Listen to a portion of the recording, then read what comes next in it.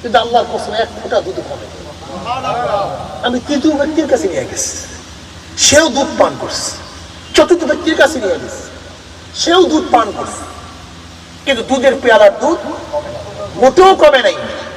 এরকম করতে করতে আমি সবাইকে দুধ পান করাই, কিন্তু দুধের পেয়ালার দুধ সেই অবস্থায় আছে।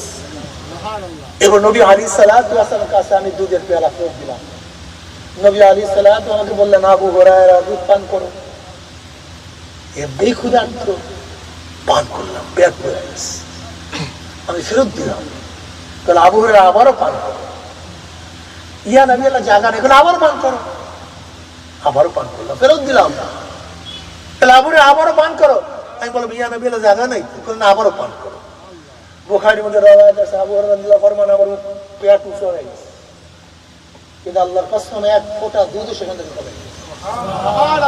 এবার নবী আলাইহিস সালাতু ওয়াস সালামের কাছে পেয়ালা ফেরত দিলাম, তিনি সেখান থেকে দুধ পান করলেন।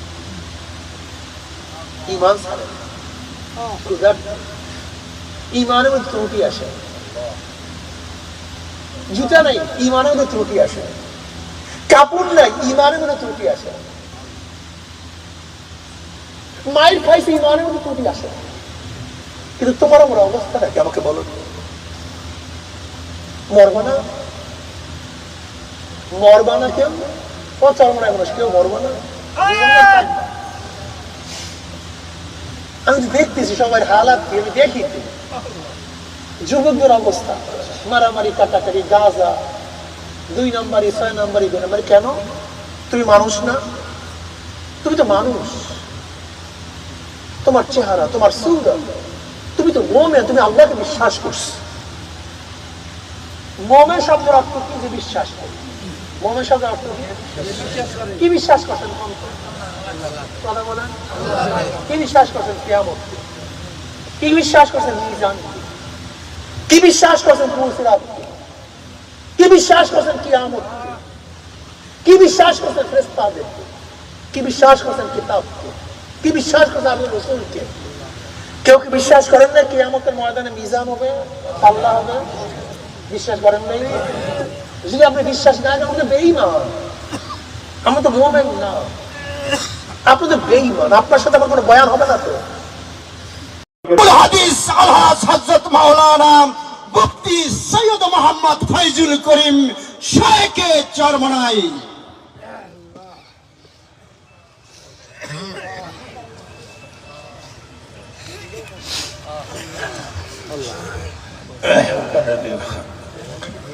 আসসালামু আলাইকুম ওয়া রাহমাতুল্লাহি ওয়া বারাকাতুহু। ওয়া আলাইকুম আসসালাম ওয়া রাহমাতুল্লাহি ওয়া বারাকাতুহু।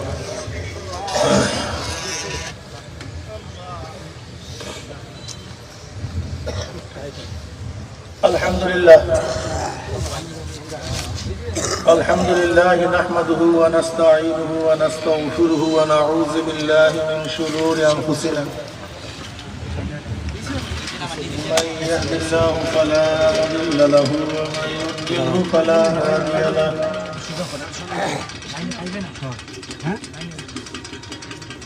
ونشهد أن لا إله إلا الله وحده لا شريك له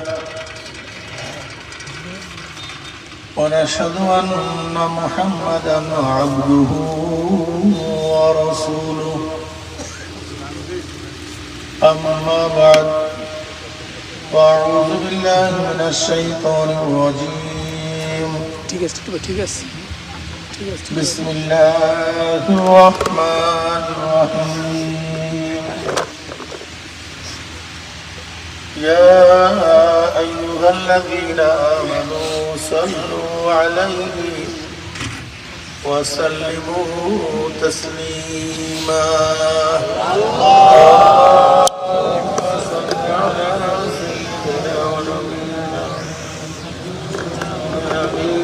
مولانا محمد صلى الله عليه وعلى آله وأصحابه وبارك وسلم. شوية درشوي. اللهم صل على سيدنا نبينا وشبيبنا وحبيبنا مولانا صلى الله عليه وعلى آله وصحبه. اللهم صل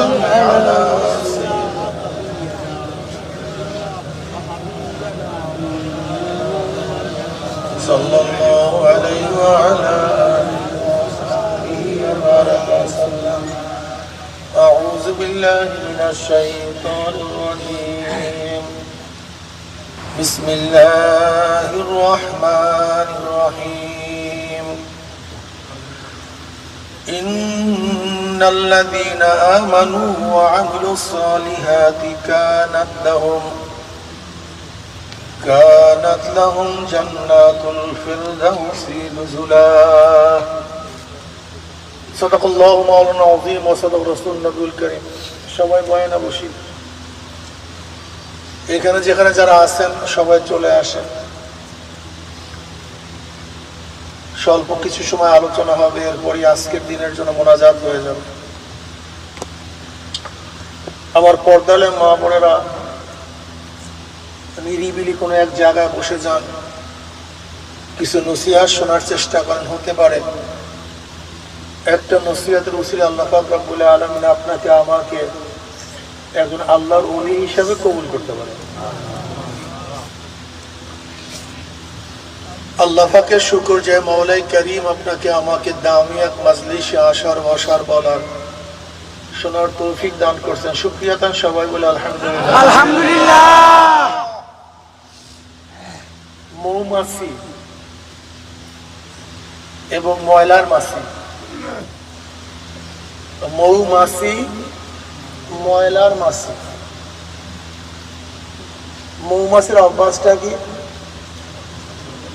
যদি হাজারো ময়লার স্তূপ হয় হাজারো ময়লার স্তূপের কোন এক কর্নারে যদি একটা ফুল থাকে ওই হাজারো ময়লার স্তূপের মধ্য থেকে কিন্তু সে ওই ফুল যেই কর্নারে একটা ফুল আছে সেই ফুল থেকে মধু সংগ্রহ করে নাকি ভাই আর ময়লার মাছি হাজারো ফুলের যে স্তূপ থাকে তার মধ্য থেকে কোন জায়গায় ময়লা আছে ওই ময়লার থেকে বিষটা অর্জন করে কথা বুঝাতে পারি দুইটাই কিন্তু মাছি দুইটা চরিত্র বিন্দু হাজারো ময়লার মধ্যে থেকে একজন যদি কোনো জায়গায় ভালো পায় সেখান থেকে সে মধু আহরণ করে আর কেউ হাজারো ভালোর মধ্যে থেকে কিছু খারাপ পাইলে সেখানে খারাপটাই সে গ্রহণ করে ঠিক আমাদের মানুষের মধ্যে এরকম হাজারো মানুষ আছে হাজারো খারাপের মধ্যে কোন জায়গায় ভালো আছে সেটা সংগ্রহ করে আর কিছু মানুষ হাজারো হাজারো ভালোর মধ্যে কোন জায়গায় খারাপ আছে সেই জায়গায় চুমুক লাগায়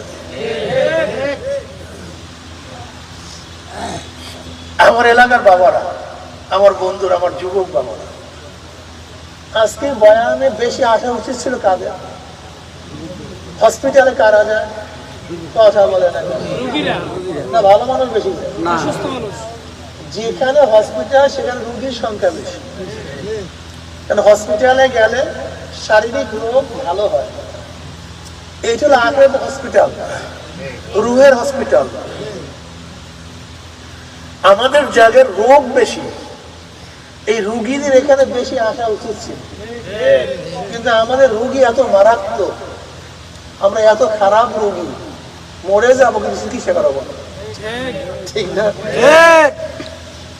যাই হোক এর জন্য এখানে আসা উচিত ছিল কাদের যারা গাঁজা যারা মদ যারা বেনমাজি লম্প তাদের আসা উচিত ছিল বলা উচিত ছিল হুজুর পারি না আমাকে নসিহত করে হুজুর দাড়ি রাখতে পারি না আমাকে নসিহত করে তুমি ভালো লাগে না নসিহত করে ইহুদি খ্রিস্টানদের পোশাক ভালো লাগে নসিহত করেন নামাজ পড়তে মন চায় না নসিহত করেন সুদ ছাড়তে পারি নসিহত করেন অবৈধ কাজ ছাড়তে পারি নসিহত করেন এই রোগীদের বেশি আসা উচিত ছিল কিন্তু কপাল পরা রোগ এমন কপাল পরা রোগী যিনি রোগ হয়েছে তাও সে জানে না সারার চেষ্টা করে দেখেন আমরা সবাই কিন্তু ফেরেশতা না এখানে যারা আছে সবাই কিন্তু ভালো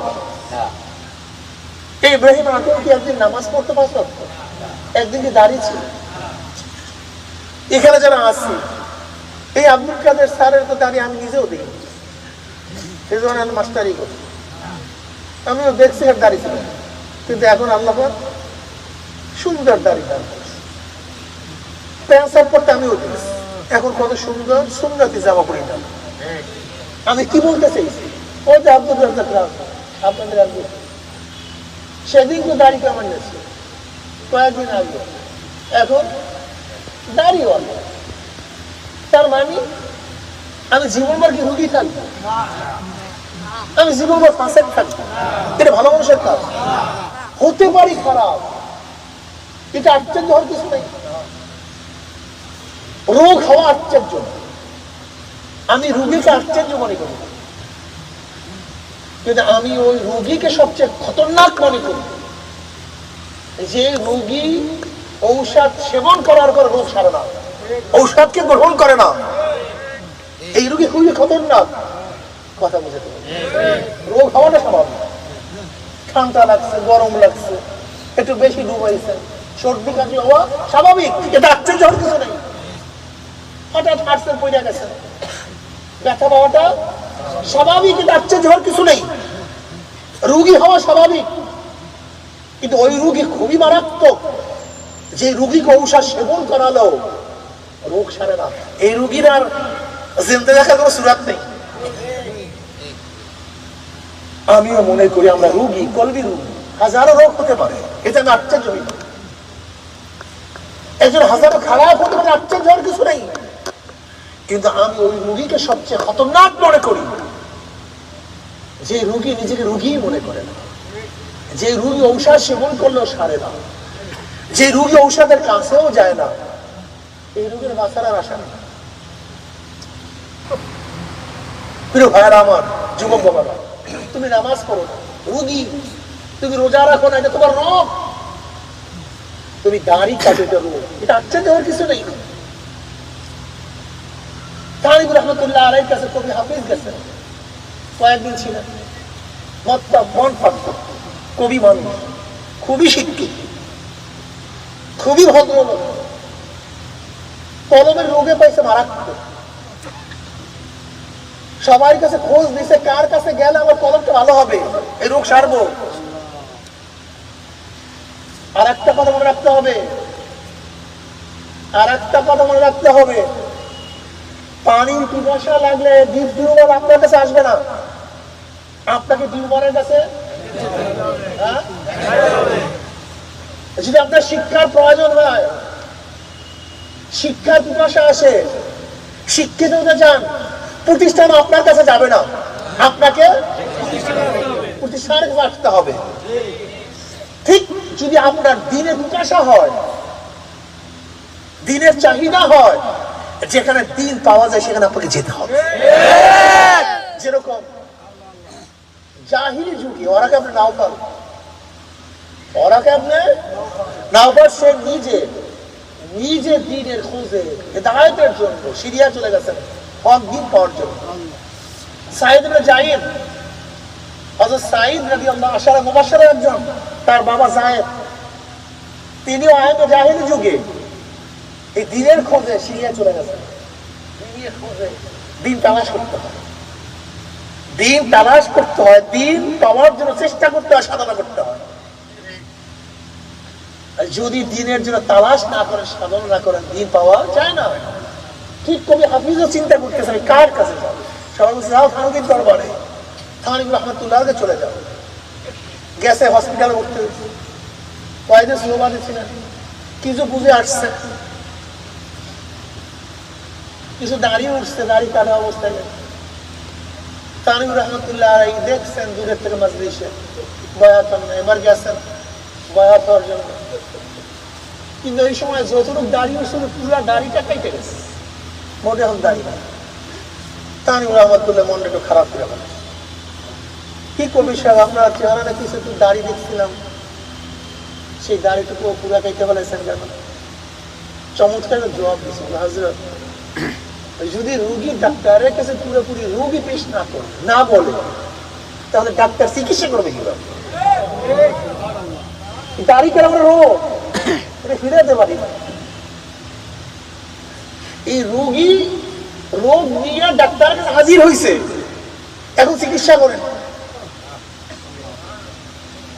বয়াত করান, এই রোগীকে বয়াত করান, ভর্তি করান, তার বয়াত করেন। কবি হাফিজ চলে গেছে, যখন তাহরিক রহমান তার এলাকায় বয়ানে আসছে, দেখে সাদা দাড়িওয়ালা, চেহারা ভরা দাড়ি, সেই সুন্দর দাড়ি, লোকটা কি?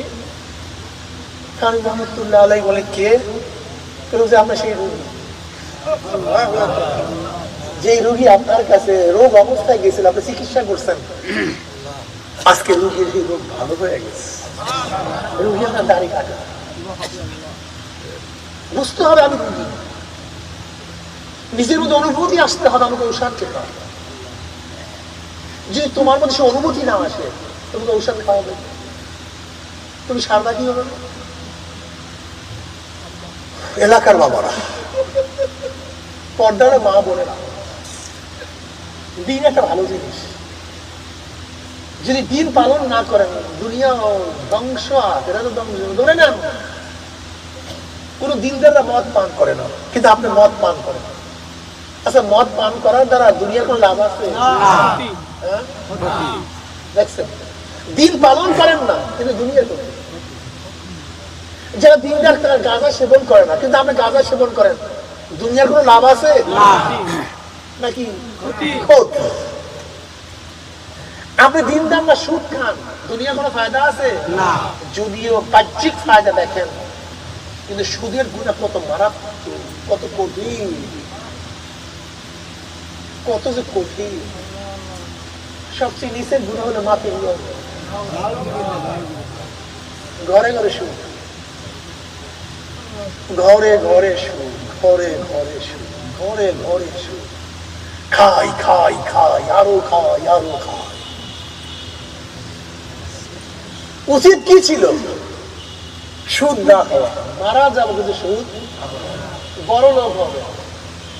আপনি কি বড় লোক হবেন? আসলে মুমিনরা তো বড় লোক হওয়ার জন্য কাজ করে না, মুমিনরা জান্নাত পাওয়ার জন্য কাজ করে।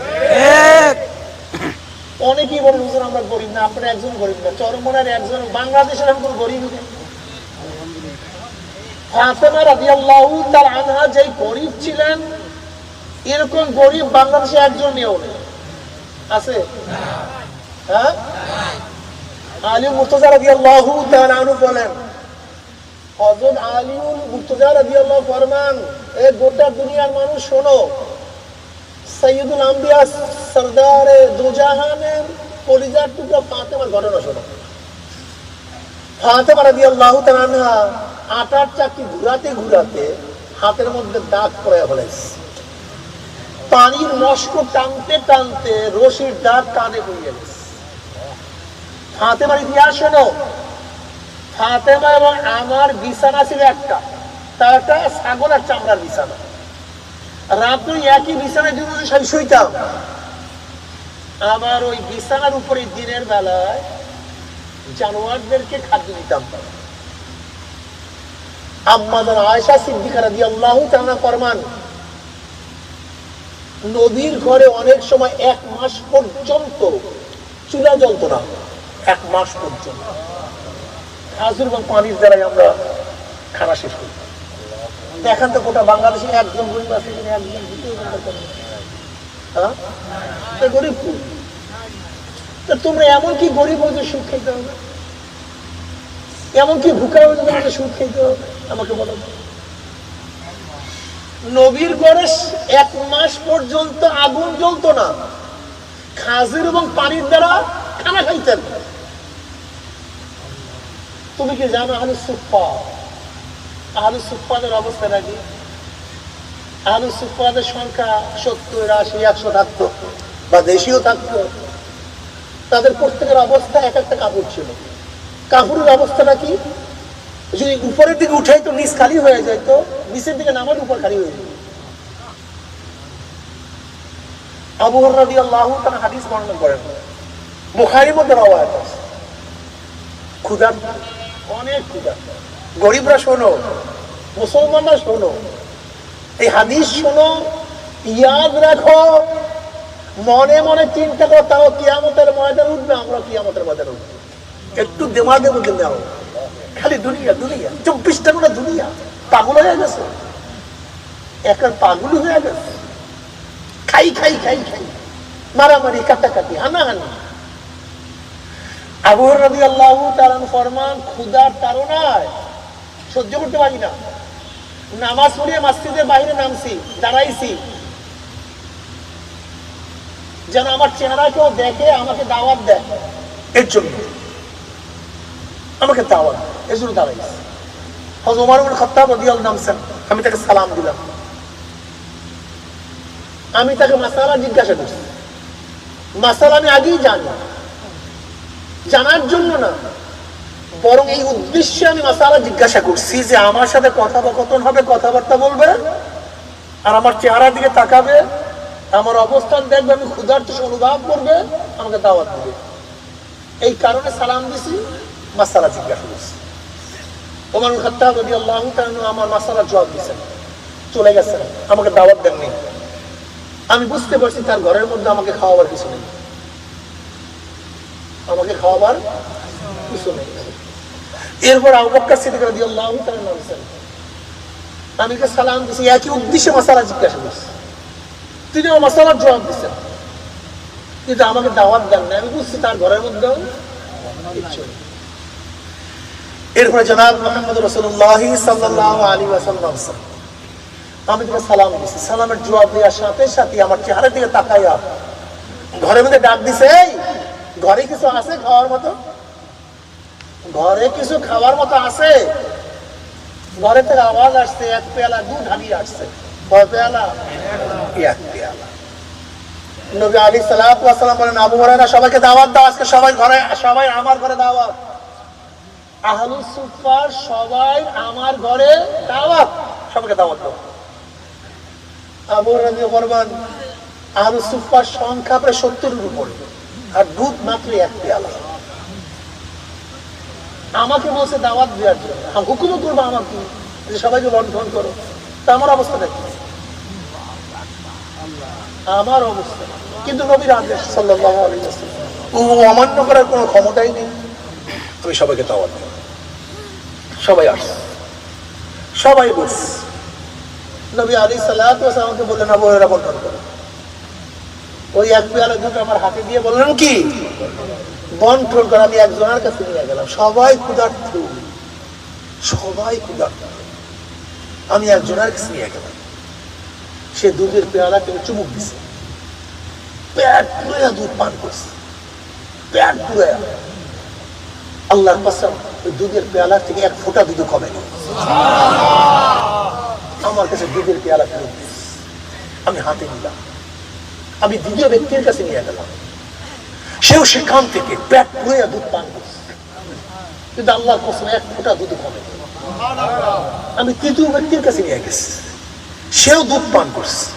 চতুর্থ ব্যক্তির কাছে নিয়ে গেছি, সেও দুধ পান করছে, কিন্তু দুধের পেয়ালার দুধ মোটেও কমে নাই। এরকম করতে করতে আমি সবাইকে দুধ পান করালাম, কিন্তু দুধের পেয়ালার দুধ সেই অবস্থায় আছে। এবার নবী আলাইহিস সালাতু ওয়াস সালামের কাছে আমি দুধের পেয়ালা ফেরত দিলাম।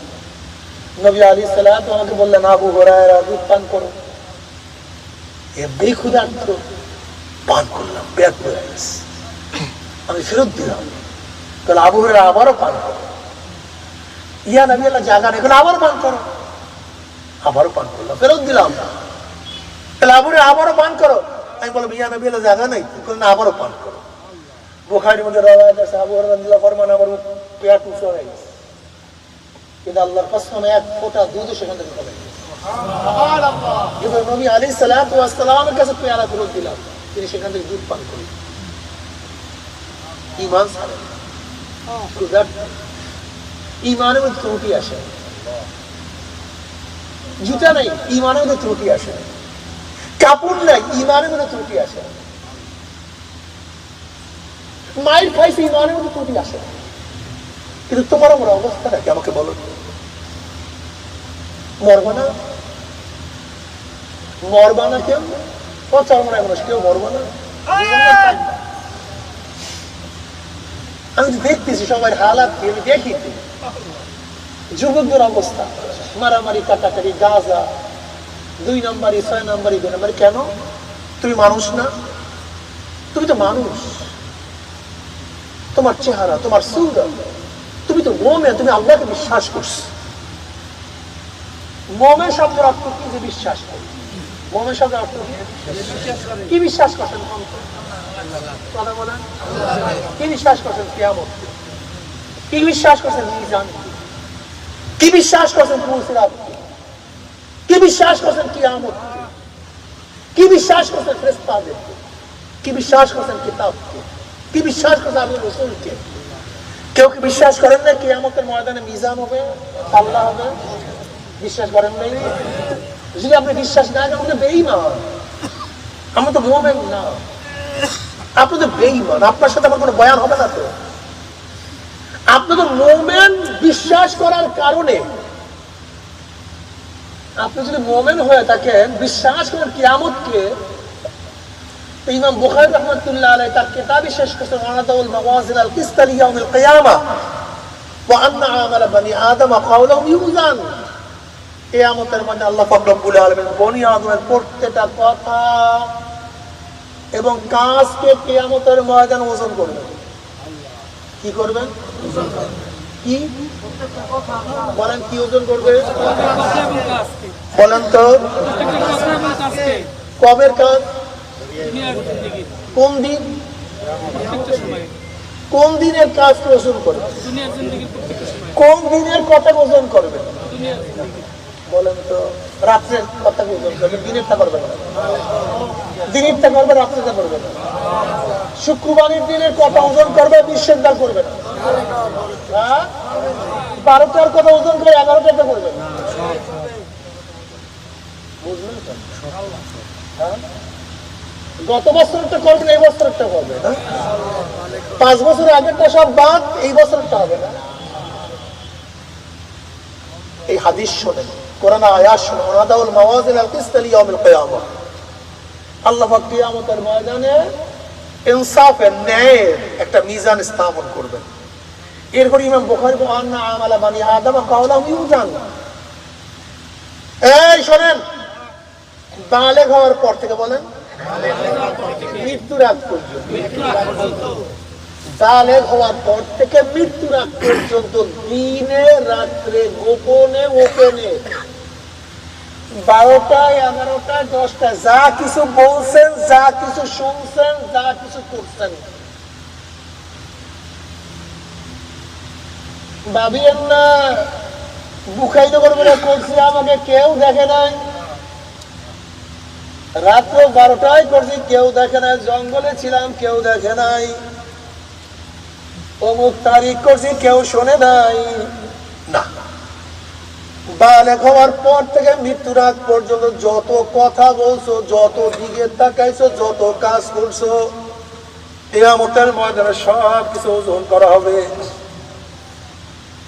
ইন্নাল্লাযীনা আমানু ওয়া আমিলুস সালিহাতি কানাত লাহুম জান্নাতুল ফিরদাউসি নুজুলা। যারা বিশ্বাস করে না তাদের কথা বাদ দাও। এ আমার আব্দুল্লাহ, এ আমার আব্দুর রহমান, এ আমার রহিমা খাতুন, এ আমার হাজরা খাতুন, আল্লাহকে বিশ্বাস করো, কিয়ামতের ময়দানকে বিশ্বাস করো। চরমনের দল করো না, বিদায় ঘৃণা করবো না, আফসোস নাই। চরমনাইকে দেখতে পারো না, একজন নামাজ পড়ো না, এটা খুবই খারাপ কথা। চরমনাইওয়ালারা দাড়ি রাখে, কাজে তাদের খেলা, আমাদের দাড়ি কাটতে হবে, এটা খুবই খারাপ কথা। চরমনাইওয়ালারা ইসলাম করে, আমাকে বিএপি করতে হবে, আমাকে জাতীয় পার্টি, আমাকে আমল আওয়ামী লীগ করতে হবে, আমাকে জাসদ করতে হবে, বাসদ করতে হবে, এটা খুবই খারাপ কথা। তুমি মুসলমান, তুমি কি জোরে বলো? মুসলমান। এই স্কুলের ছাত্র, তুমি ছাত্র, তোমার অনেক কাজ। যে ছাত্র না, যারা ছাত্র তাদের অনেক কাজ, তাদের আগামীকাল ক্লাস আছে, লেখা আছে, তাদের আগামীকাল পরীক্ষা আছে, পরীক্ষা পাস করতে হবে। আর যারা ছাত্র না, তাদের ক্লাসও নাই, তাদের কোনো পরীক্ষাও নাই, তার এক্সেল ফেল, ডাইরেক্ট মূর্খ। যারা মুমিন না, তারা ডাইরেক্ট কাফের, ডাইরেক্ট জাহান্নাম, ওদের কোনো পরীক্ষা নিরীক্ষা নেই, ডাইরেক্ট জাহান্নামে যাবে। কিন্তু তুমি যেহেতু মুমিন, তুমি যেহেতু মুসলমান, তোমার বিভিন্ন বিভিন্ন কাজ আছে। ফজর আজান হয়ে গেছে, নামাজে ল, যেটা বেঈমান নামাজের দরকার নাই। জোহরের আজান হয়ে গেছে, নামাজে চলো, যে এটা বেঈমান তার নামাজের কোনো দরকার নাই, দোকানদারি কর। আসরের নামাজ হয়ে গেছে, নামাজে চল, যেটা বেঈমান খেলতে থাক। মাগরিবের নামাজ হয়ে গেছে, নামাজ সমস্ত খেলা সার, নামাজে হাজিরা দে, যেটা বেঈমান তুই খেলতে থাক, তোমার অসুবিধা নাই। যে মুমিন এশারের নামাজের আগে ঘুমাতে পারে না, যতই ঘুম থাকুক ফজরের সময় সে আর ঘুমে থাকতে পারে না। যখন আল্লাহর তরফ থেকে মুয়াজ্জিন ডাক দেয়, হাইয়া আলাস সালাহ, হাইয়া আলাল ফালাহ, আয় নামাজের দিকে আয়, আয় কল্যাণের দিকে আয়, আমার দিকে আয়, আয় আমাকে সিজদা করতে হয়, আয় আমার সামনে দাঁড়াইতে হয়, আমাকে ডাকতে আয়, আয় আমার প্রশংসা করতে আয়, আয় আমার সাথে মোহাব্বত করার জন্য দাঁড়াইয়া যা। তখন মুমিন দৌড়ায়, কিন্তু বেঈমান মাওলার ডাকে সাড়া দেয় না। আমার মাওলা ডাক দিয়ে বলে, আসসালাতু খায়রুম মিনান নাওম, ঘুমের চেয়ে নামাজ উত্তম।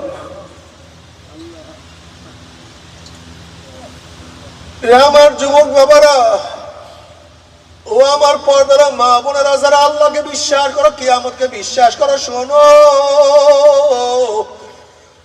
হিসাব নিকাশ না মিলাইয়া মাওলার কবরে যাইও না। ইন্নাল্লাযীনা আমানু ওয়া আমিলুস সালিহাতি কানাত লাহুম জান্নাতুল ফিরদাউসি নুজুলা, নিশ্চয়ই যারা ঈমান আনার পরে নেক আমল করবে, আমার মাওলা পাক রব্বুল আলামিন তাদেরকে জান্নাতুল ফিরদাউস দান করে। আল্লাহ কবুল করিয়া দাও। আমার যুবক বাবারা, তোমার যে কত অল্প বয়সী মানুষ আমার মাওলার পাগল, তুমি কেন পারবা না? হে আব্দুল্লাহ, তুমি কি দেখো নাই তোমার বন্ধু আব্দুর রহমান? হে আব্দুল্লাহ, তুমি কি দেখো নাই তোমার বন্ধু আব্দুর রহমান কত সুন্দর নামাজি? অথচ তোমার সমবয়সী বা তোমার চেয়ে অল্প বয়স, তুমি কেন নামাজ পড়ো? তুমি কি একদিন চিন্তা করবে না? আমার ক্লাসমেট আব্দুল্লাহ, সে নামাজ পড়ে, আমি কেন নামাজ পড়তে পারি না? আব্দুল সত্তার, তোমার বন্ধু আব্দুল্লাহ, সে নামাজ পড়ে, তুমি কেন নামাজ পড়তে পারো না? আব্দুল কাদের, তোমার বন্ধু আব্দুল্লাহ, সে তো দাঁড়িয়ে রাখছে, তুমি কেন পারো না? রহিমা খাতুন, তোমার বান্ধবী সুফিয়া খাতুন পর্দা করে, তুমি কেন পারো না? হাজারা খাতুন, তোমার বান্ধবী, যে তোমার মাওলার পাগল, তুমি কি দেখো নাই তোমার বান্ধবী রাবিয়া মসজিদের মধ্যে ইবাদতের মধ্যে লিপ্ত? হাজারা খাতুন, তুমি কি দেখো নাই তোমার বান্ধবী সবসময় তাহাজ্জুদ পড়ে? হে রহিমা খাতুন, তুমি কি দেখো নাই তোমার বান্ধবী সবসময় বোরকা পরে?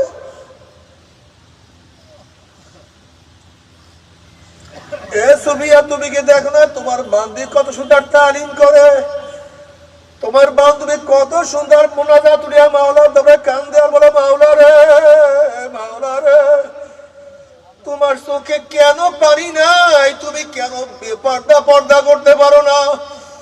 তুমি কি একদিনও চিন্তা করছো তোমাকে শয়তান এমন ভাবে দখল করছে? শয়তান তোমার সামনে খারাপ সমস্ত কাজকে খুব সুন্দরভাবে সুশোভিত করিয়া বলাইছে। তুমি যেই কাজ করো বেপর্দা, শয়তান তোমাকে বেপর্দা কাজকে সুন্দর মতো তোমার সামনে হাজির করে। তুমি যেই নামাজ পড়ো না, শয়তান তোমাকে বলে নামাজ পড়ার এত দরকার নাই। যারা মেয়ে জন্মদান করছেন, সবচেয়ে বড় নিয়ামত যদি একটা মেয়েকে দিনদার বানাইতে পারেন। আমার নবী আলাইহিস সালাতু আপনাকে জান্নাতের সার্টিফিকেট দিয়ে দিছে। কিন্তু খবরদার, যদি মেয়েকে দিনদার বানাইতে না পারেন, যদি মেয়ে বেপরদা অবস্থায় চলে, মেয়ে কিন্তু কিয়ামতের মাঠে আপনার বুকের মধ্যে পাড়া দিয়া বলবে, মাওলা হে, আমার বাপ মা আমাকে বোরকা পরায় নাই, আমার বাপ মাকে জাহান্নামে না দিলে আমি জাহান্নামে যাব না।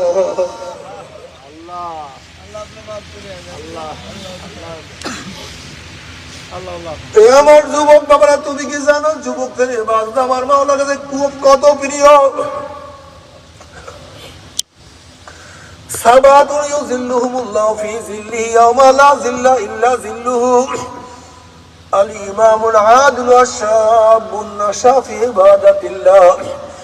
কিয়ামতের ময়দানে আমার মাওলা সাত ব্যক্তিকে কিয়ামতের ময়দানে আরশের নিচে জায়গা করিয়া দিবে। ইয়াওমা লা যিল্লা ইল্লা যিল্লুহু, যে কিয়ামতের ময়দানে মাওলার আরশের ছায়া ভিতর কোনো ছায়া নাই। এর মধ্যে ওই যুবক আমাদের জীবন শেষ, আমাদের দাড়ি পাকিয়ে গেছে, আমাদের জৈবন চলিয়ে গেছে, এখন হাজার চেষ্টা করলো সেই যুবক আর হইতে পারবো না। কিন্তু নবী আলাইহিস সালাতু ওয়াস সালাম বলেন শাবুন নাশা ফি ইবাদাতিল্লাহ, যেই যুবক তার জৈবনটা মাওলার ইবাদতে কাটাইয়া দিবে, আমার মাওলা ডাকি ওই যুবককে আমাদের মধ্যে আরশের নিচে জায়গা করিয়া দিবে। আল্লাহ তুমি কবুল করিয়া নাও। আমার যুবক বাবারা, চরমনের যুবক বাবারা, দুনিয়ার তাল ছাড়ো, দুনিয়ার শয়তান বন্ধুকে ছাড়িয়া দাও, আল্লাহ ওয়ালাদের সোহবতে চলে আসো। দেখবা দুনিয়াতেও লাভ, আখিরাতেও লাভ, কি যে মজা। ওই মজা কেউ কাউকে বয়ান করিয়া বুঝাইতে পারবে না। বাবারে, একদিন কত মানুষ দাড়ি কাটছে, এখন তাদের হাতে কোটি টাকা দিয়া দেবে ভাই দাড়ির মধ্যে পোস্ট মার, কিন্তু দাড়ির মধ্যে পোস্ট মারতে পারবে না। কত মানুষ একদিন প্যান্ট শার্ট পরছে, এখন তারা প্যান্ট শার্ট পরতে পারে না। কত মানুষ নামাজ পড়তো না, কিন্তু এখন জীবন গেল নামাজ কাজা করতে পারে না। এর মূল কারণ হলো আরম্ভ করো, ভালো কাজ শুরু করো। যখনই ভালো কাজ শুরু করবা কি যে মজা, এই মজা কেউ কাউকে বুঝাতে পারবে না। আল্লাহ পাকের মুমিন বান্দা মধ্যে যখন মৃত্যু আসার খাইয়া পড়িয়া যাবে, আল্লাহ পাক ডাক দিয়া বলে ফেরেশতারা, আমার বান্দা মধ্যে এত সাধনা করিয়া কোন জান্নাত কামাই করছে, খবরদার ওই জান্নাত খানার না দেখাইয়া রুহটাকে কবজ করিস না। আল্লাহর কসম করিয়া বলিয়া তুইয়া গেলাম, আল্লাহ পাকের মুমিন বান্দা বান্দি মৃত্যুর সময় হঠাৎ স্বপ্নের মধ্যে দেখতে পারবে জান্নাতের দরজা বলে টাস টাস করিয়া খুলিয়া গেছে, জান্নাতের হুরগেল জান্নাত জাওয়াহিরের মালা নিয়া দাঁড়ায় রইছে। বলবে আল্লাহ তাখাফু ওয়ালা তাহজানু ওয়াবশিরু বিল জান্নাতিল্লাতী কুনতুম তুআদুন। এই আল্লাহ পাকের মুমিন বান্দা বান্দি এত সাধনা করে কোন জান্নাত কামাই করছো, ওই যে দেখো সেই জান্নাত, ওই জান্নাত দেখার সাথে সাথে আল্লাহ পাকের মুমিন বান্দা বান্দি রুহটা পাগলের মতো জান্নাত দিকে দৌড় মারবে। কখন যে শরীরে থেকে রুহ বাইর হইয়া যাইবে, আল্লাহ পাকের মুমিন বান্দা বান্দির কোনো কিছু টেরও করতে পারবে না।